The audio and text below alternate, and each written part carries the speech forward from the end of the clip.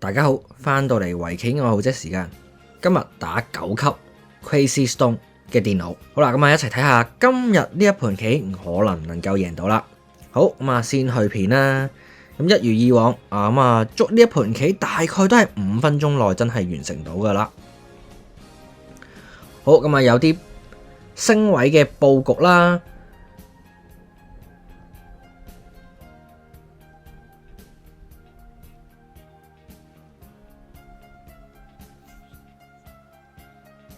咁啊，一個佈局階段嚟嘅啫，仲係好啦，有少少嘅戰鬥。好啦，連翻佢打我補棋，佢點眼我就要做活啦。咁啊，最後尾成功做咗活啦，左上角呢個部分。好，咁啊，佢都有個補棋嘅。好啦，延伸到左下角啦。咁你其實嚟到呢個部分呢，大概都係1分鐘左右啫，用咗1分鐘左右嘅時間完成4個角嘅佈局階段啦、戰鬥啦，跟住一路拉啲棋出去中間嘅。你見到呢一盤棋嘅戰鬥嘅方式，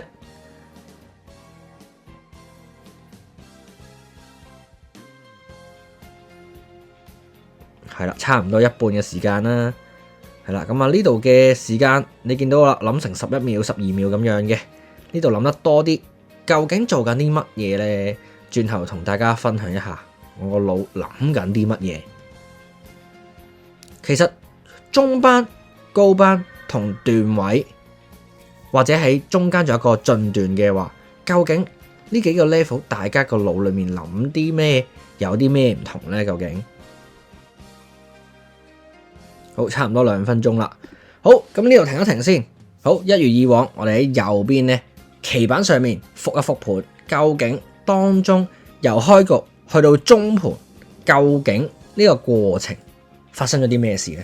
咁啊，我都係繼續用黑棋啦，電腦繼續用白棋嘅。好，我升位，佢都升位。今次我都係行小目，咁佢行升位，一個2連升佈局。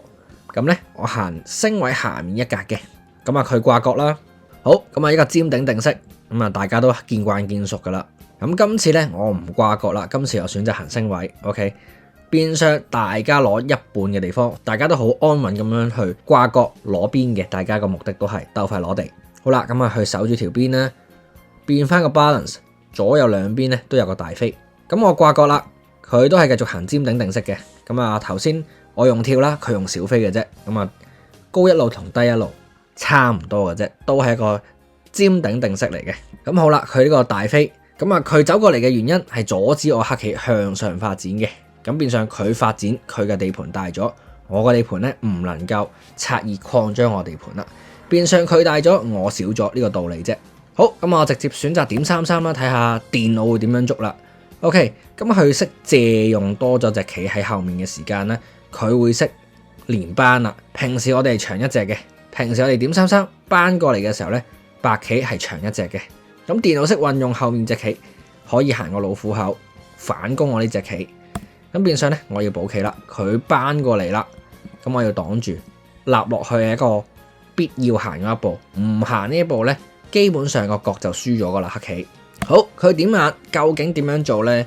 OK， 呢度要講一講啦。初班嘅朋友仔可能呢好快手咁樣呢去連翻啦，俾人哋點眼呢，佢就快手連翻。咁呢個係錯誤嘅答案嚟嘅。點解一連嘅話呢，白棋只需要行 A18 破眼呢？如果黑棋行呢個 A15 嘅話呢，變成一個雙活嘅形狀，大家都唔會死噶啦。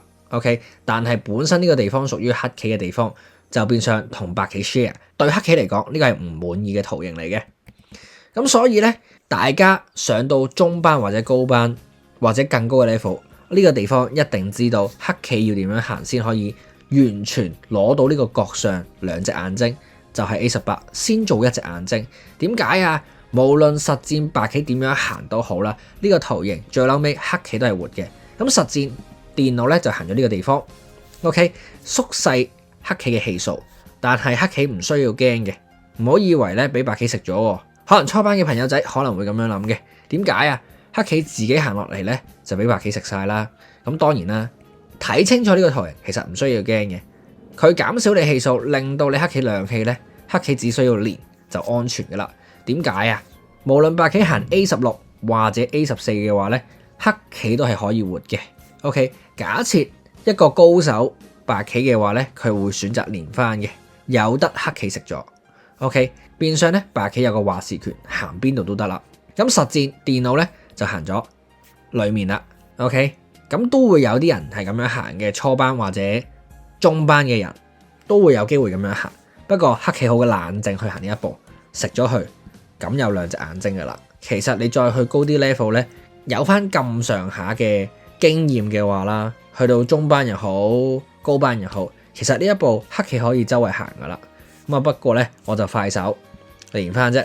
點解咁樣講啊？點解上到好似我斷位之後，點解會咁樣講？好簡單，黑棋假設咧 ，OK， 假設行天元中間呢個位置，俾白棋行過嚟，黑棋仲有時間擋翻住，有兩隻眼睛，所以其實黑棋唔連都 OK 嘅，可以行出面行天元咁樣去擴闊自己嘅地盤。咁我實戰咧快手連翻啦，好俾白棋咧補翻棋。好，咁我走過嚟小飛阻擋白棋繼續擴張佢嘅地盤，同時我建立緊我嘅城牆。好，佢跳出嚟，咁我呢邊擋住啦，保住翻咧呢邊嘅空間咧，可以有地方做大間屋。好，佢長過嚟，跟住黐住佢行啫。好，咁我呢邊咧繼續起城牆啦，令到我呢邊咧個模樣個地方望落去大啲。好，咁佢轉上嚟啦，咁我唔理啦。咁黑棋當然可以擋啦，不過我覺得淨係右邊有棋，左邊冇棋咧，好似唔安全。咁呢度行個大飛，令到呢個空間咧有10零目。佢跳，好啦，咁我呢度小飛保住咗呢個地方啦。咁呢度10目至20目左右啦，係啦，咁我可以行到。好，咁佢衝過嚟擋住長老虎口打過嚟。好，咁我保住隻角。好，佢叫吃嘅時候，點解頭先我諗咗成12-13秒咁耐呢？咁我當時諗緊，我需唔需要補棋？去到我呢個 level 啦，去到段位嘅時候就會諗，呢類棋呢一塊棋安唔安全先？安全，有兩隻眼，會唔會俾人殺？唔會。咁呢隻棋重唔重要？望落去都唔係好重要啫，因為唔見咗一隻棋就俾人食咗。咁所以要留意下成個棋盤嘅發展，究竟呢一步我要唔要補？好似唔使補喎。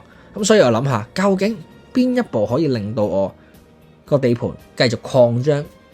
繼續發展我嘅地盤，有潛力去圍多啲地呢？或者留意對手有冇地方可以破壞。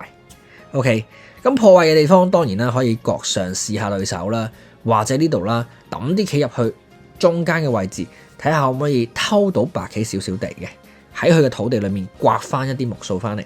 好，咁啊，我選擇咗最後行呢一步，攻擊佢嘅斷點嘅時候呢，亦去幫助我自己建立呢一塊地啦。打個10字喺個棋盤，差唔多有1/4嘅棋盤，我應該係好滿意嘅。對於呢一步棋，咁啊長一步擴闊我自己嘅地盤先。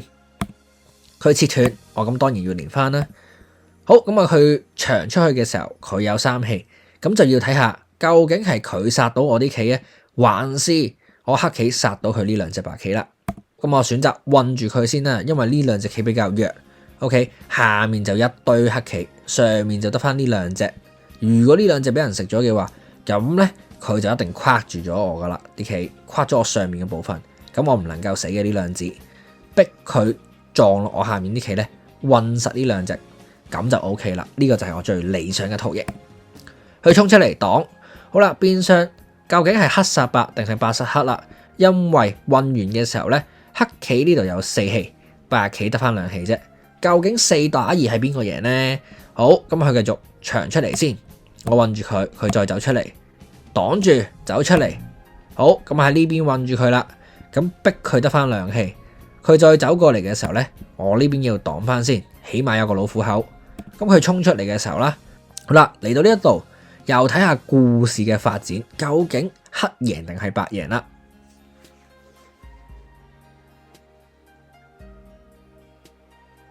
好，最後尾呢，你見到呢一度嘅白棋咧就死咗噶啦。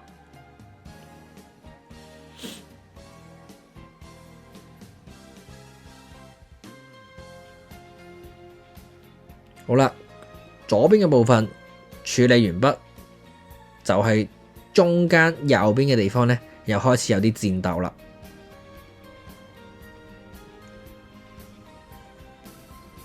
好，跳出嚟，長出嚟。好，佢食咗2子，咁我個諗法就係韞住呢堆白棋啦，睇下可唔可以殺到啦。咁最後睇漏咗呢個部分，所以俾白棋成功救活咗呢度嘅白棋。咁我其實對於黑棋嚟講呢，有個損失大概接近20目噶啦，因為本身係屬於黑棋嘅地方嘅1/4棋盤，而喺嗰個1/4嘅棋盤當中，俾人拎走咗15目至20目嘅土地，對於黑棋嚟講唔係咁好嘅。好，咁啊，去到上面嘅戰鬥，嚟到呢一步嘅時候咧，見到白棋就 resign 咗啦。當黑棋食完之後，好，咁我哋去翻棋板右邊呢個部分啦，再睇埋下半場啦。OK， 頭先講到嚟76手啦，究竟係白走到啊，還是黑棋呢堆死咗呢？喺個戰鬥當中，好簡單，黑棋只需要韞住佢呢，白棋得分1氣，咁呢度白棋就死咗噶啦。好，咁咪去穩斷點啦。OK， 連翻佢再穩斷點，連翻呢度好安全嘅啦。食完呢一度，黑棋有2隻眼睛，唔需要擔心黑棋有死活問題啦。呢度，因為你知道呢個空間絕對有2隻眼睛嘅。咁啊，白棋立落嚟擋住呢個部分，佢想攞呢個角嘅土地。好，咁啊，到黑棋話事啦，即係到我話事啦。咁我揀邊度呢？又諗一諗啦。頭先好，咁我選擇呢條小飛。OK， 繼續擴闊我嘅地盤，繼續搶多啲我嘅1/4嘅棋盤。咁我諗住再擴闊我1/4嘅棋盤，再擴張再大啲啦，去撞過嚟擋住。好，切斷，當然啦，長一隻啦，分開去兩邊嘅棋咧，由得佢裏面還裏面，出面呢隻我就想食咗佢嘅，韞住嚟食嘅。好，佢走出嚟先，咁我跳，佢都係跳嘅，點佢眼形啦，阻止對手做眼形嘅位置，佢就會連翻。好啦，咁我呢度呢，先去行下面嘅地方，維實自己嘅地盤，慢慢韞住佢就食嘅。諗住啊，本身呢個係我諗住最 ideal 嘅 plan。佢走過嚟，好啦，咁我繼續保住上面，框住呢幾隻棋啦。好，再走出嚟，跟住長啫。好，擋住佢，咁呢度去食到我其實呢得1隻眼睛嘅啫。咁呢隻棋一定會送俾佢食噶啦。咁呢度行咗先，好，再走出嚟，咁佢韞住，咁呢度呢，好明顯有1隻眼睛啦。死1不如送2。OK， 咁啊送多隻棋俾佢啦。呢度呢，就1隻眼睛。咁其實呢度我諗錯棋啊。好，同大家講呢個地方我諗錯咗啲乜嘢呢？我當時實戰呢，諗住擋住下面呢，唔好俾佢下面做到眼睛。其實諗錯咗，其實呢兩子都好重要啊。如果俾佢食咗呢兩子嘅話呢，白棋呢度嘅棋一定係活咗噶啦。呢度諗錯棋，變相呢，佢繼續走出嚟嘅時候呢，我冇諗過計漏咗，佢一打落嚟呢，我而家先叫吃已經太遲啦。因為佢褪翻去嘅時候啦，長翻1隻嘅時候啦。OK， 如果我連呢一度呢，佢就會切斷咗我，咁所以逼住我一定要連下面啦。咁喺連下面嘅過程當中啦，佢切斷翻我嘅時候，呢兩字咁就冇咗啦。本身我就想韞住嚟食嘅，點知俾佢救翻，咁呢個係一個損失嚟嘅。OK， 呢個損失好啦，咁我同大家望一望啦。嚟到呢個地方，我損失咗之後，究竟相差幾多目？今日先喺呢個位置望一望，喺呢個 moment 嘅時候，俾佢救翻之後呢，我黑棋仲係領先緊40目嘅。好啦，咁我仲有40目嘅優勢領先緊。之後呢，我覺得啊，我呢個1/4棋盤啦，食唔到添。咁呢，本身呢個係屬於我嘅1/4棋盤，俾佢救活咗呢度，喺我土地上面唔見咗15至20目。咁點算呢？我當時諗 ，OK， 成個棋盤最闊落就係應該上面呢個空間。咁所以呢，我睇下可唔可以食到呢兩子。OK， 食到呢兩子嘅話呢，我應該可以攞翻一啲嘅目數去追翻我啱啱跌咗15目至20目嘅空間。咁所以呢，我就喺呢度呢 M17 打落去啦。打落去嘅時候呢，佢就一定會韞住我嚟食啦。好，咁啊，首先喺出面打，點解啊？因為引去呢，叫吃我，分開我啲棋。咁呢兩隻棋是但走一隻啫。咁我當然走裏面嗰隻開心啲啦，走出面嗰隻咁咪好簡單俾佢食咗啦。咁下面有條邊咯，咁我只會繼續跳出嚟揾翻我後面呢度嘅棋啫。咁呢個我唔想見到嘅，咁所以我呢邊叫吃。實戰我喺呢邊叫吃翻去，佢食我啊，我反叫吃咯，送呢隻棋俾你食。好啦，食完之後咁啊連翻，咁當然佢會韞住我啦。韞住我嘅時候，咁好明顯一係上面打，一係下面打。咁當然啦，下面打呢，我先救到呢3字嘅。下面打好，咁佢先叫吃我啦，咁我反叫吃啦，當然令到我自己2期去得翻1氣。好啦，咁佢呢邊食我嘅時候呢，咁我先食佢啦。咁嚟到呢一步，咁佢就投降啦。咁佢覺得唔夠地同我戰鬥啦，唔夠地方可以反勝呢局棋，所以佢呢一個 moment 佢選擇咗投降。今局棋捉得快咗少少嘅，咁大概去到130目左右啦，咁佢就投降咗啦。咁個結果呢，好啦，頭先就40目啦，而家呢，行完呢一步之後，食咗呢一步之後，我係領先緊43目嘅。咁佢覺得喺棋盤後面嘅地方呢，都冇乜空間去圍地，或者可以喺我身上再刮走啲目數啦，追翻到可以超過40目以上。咁佢選擇咗呢一步投降。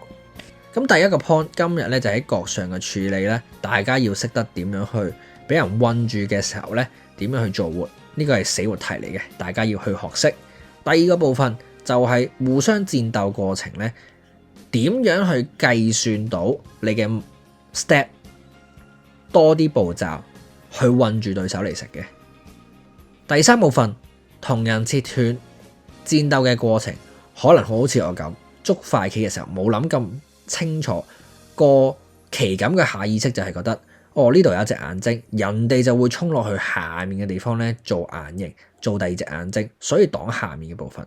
而喺呢個過程當中唔記得咗後面嗰2隻棋係非常之重要嘅，唔能夠死嘅。如果死咗嘅話，好輕鬆咁樣俾人哋救翻你想攻擊嘅目標，導致你本來係屬於你嘅土地送咗俾對手，可能係一個15目至20目嘅空間。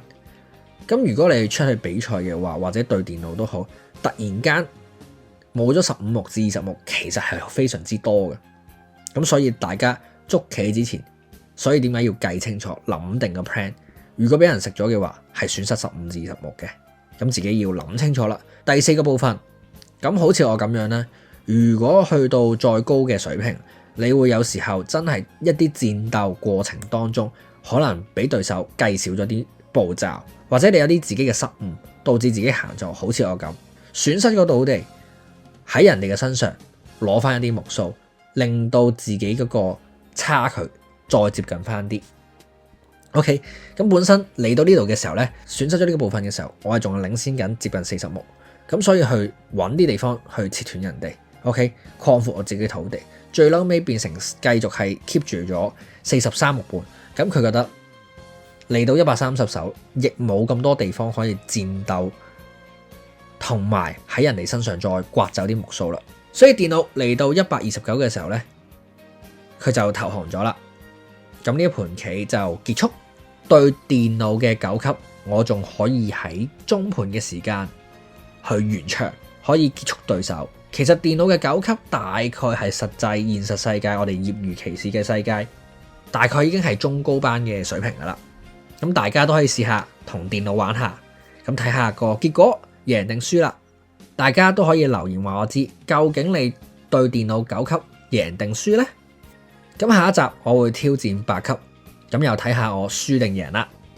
今集嘅分享先到嚟呢度為止。如果仲未訂閱我嘅頻道，記得 subscribe、like、comment 同埋 share。下集再見，拜拜。